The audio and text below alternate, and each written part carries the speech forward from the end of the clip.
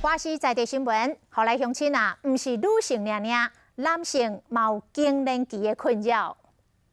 40、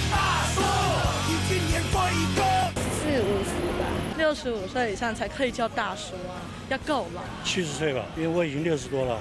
几岁才去屋里送？每一人看法无同款，不过有关男性荷尔蒙，医生讲要注意。其实很多男性其实就相对会有点难以启齿，那或者是误以为说，这个状况其实是暂时的。这种闷热的天气，它本来已经有热潮红了，那的确会让它这个症状变得更加严重。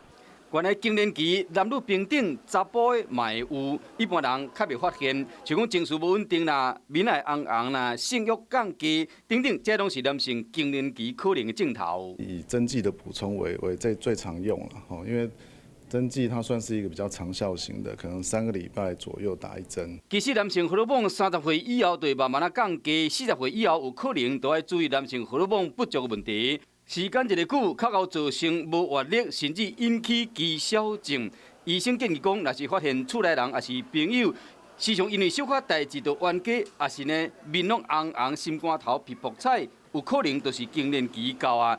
这就要赶紧建议伊去找医生检查。